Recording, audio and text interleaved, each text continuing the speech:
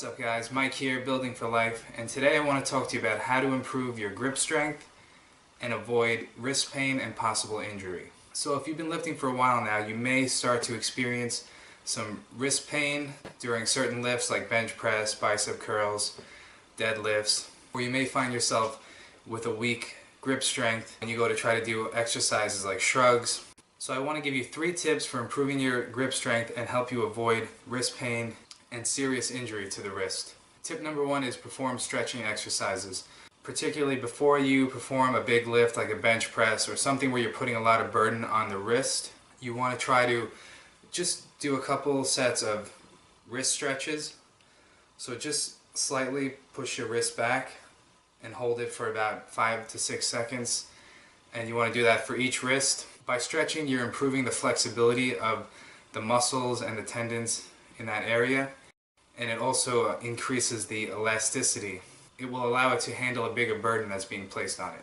Tip number 2 is performing wrist exercises prior to a big lift, so you can do just very light wrist curls and maybe perform like 10 reps for a few sets just to warm yourself up to a big lift. Do a few sets of stretches, a few sets of the wrist exercises, and then you should be able to perform the big lift that you're trying to do. Tip number 3 is use wrist wraps. Wrist wraps are a great way to take the burden off the wrist by supplying a little bit of support to the wrist. Exercises like shrugs, deadlifts, anything that require you to hold the bar are going to be greatly improved when you use wrist wraps. In conjunction with the other 2 tips, stretching, wrist exercises, and the wrist wraps, you're going to greatly reduce the chance of injuring your wrist and experiencing some severe pain. If you ever feel pain during a lift, not just in your wrist but in other places, it's important to stop immediately. It's important to understand the difference between